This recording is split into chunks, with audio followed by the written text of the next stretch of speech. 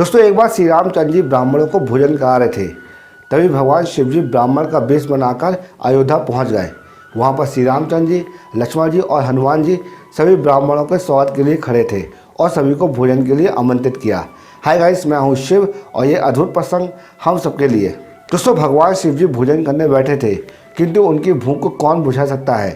बात ही बात में भगवान श्री रामचंद्र जी का संपूर्ण भंडार खाली होने लगा। लक्ष्मण जी और हनुमान जी ये सब देखकर बड़े ही चिंतित और आश्चर्यचकित हुए। कोई ब्राह्मण उनके द्वार से खाली पेट लौट आए, ये बड़े ही अपमान की बात होगी। उन्होंने भगवान श्री रामचंद्र जी से और भोजन बनाने की आज्ञा मांगी। भगवान श्री रामचंद्र जी सब जानते थे। उन्होंने मुस्कुराते हुए लक्ष्मण से देवी सीता को बुला लाने के लिए कहा।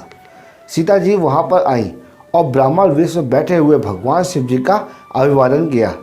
श्री रामचंद्र जी ने मुस्कुराते हुए सीता जी को सारी बातें बता दी। उन्हें इस परिस्थिति का सामना करने के लिए कहा। सीता जी ने भगवान शिव जी को भोजन कराने का निर्णय लिया और भगवान शिव जी को भोजन का पहला ही ग्रास खिलाया कि भगवान शिव जी संतुष्ट हो गए। भोजन के उपरांत भगवान शिव ने श्री रामचंद्र जी से कहा कि अखंड भोजन करने के कारण मैं उठने में असमर्थ हूँ, कोई मुझे उठाकर सैया पर सुला दे। श्री रामचंद्र जी की आज्ञा से हनुमान जी महादेव को उठाने लगे। बड़े आश्चर्य की बात थी, विशाल पर्वत को उखाड़ कर फेंक देने वाले हनुमान जी, जिनके बल को कोई पार नहीं पा रहा था, वो महादेव को हिला तक नहीं सके। हनुमान जी लज्जित होकर पीछे हट चुके थे।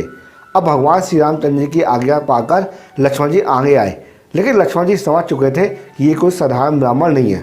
दोस्तों अनंत की शक्ति भी अनंत ही होती है। परमपिता ब्रह्मा, नारायण और महादेव का स्मरण करते हुए लक्ष्मण जी ने उन ब्राह्मण को उठाया और सैया पर लिटा दिया। लेटने के बाद ब्राह्मण के रूप में आए भगवान शिव ने श्री रामचंद्र जी की सेवा करने के लिए कहा। तो श्री रामचंद्र जी, लक्ष्मण जी और हनुमान जी भगवान शिव के चरण दबाने लगे।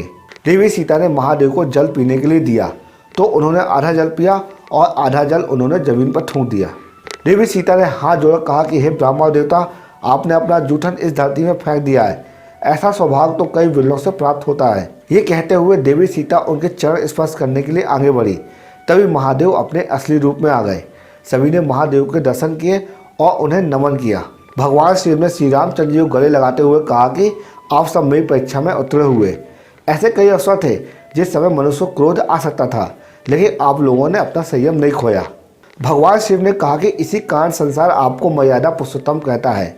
भगवान शिव ने श्री रामचंद्र जी से वरदान मांगने को कहा, तो श्री रामचंद्र जी ने कहा कि आपकी दया से और आपके आशीर्वाद से सब कुछ है मेरे पास। भगवान श्री रामचंद्र जी ने शिव जी से कहा कि अगर आप मुझे कुछ देना चाहते हैं तो अपने चरणों की सदा भक्ति का आशीर्वाद दीजिए। तो भगवान शिव जी मुस्कुराते हुए कहते हैं कि आप और मैं तो अलग थोड़ी हैं, लेकिन देवी सीता ने मुझे भोजन कराया है, उन्हें तो कुछ ना कुछ वरदान मांगना ही होगा। देवी सीता ने कहा कि भगवान, अगर आप हमसे प्रसन्न हैं तो कुछ काल तक आप हमारी राजसभा में कथावाचक बनकर रहें। दोस्तों उसके बाद भगवान शिव जी श्री रामचंद्र जी की सभा में सबको कथा सुनाकर कृतार्थ करते थे। दोस्तों अगर आपको ये प्रसंग अच्छा लगा हो और लगा कुछ सीखने को मिला हो तो इसी वक्त इस वीडियो को लाइक कर देना, क्योंकि हम आपके लिए इसी तरह यूजफुल कंटेंट प्रतिदिन बनाते रहते हैं। जय श्री राम।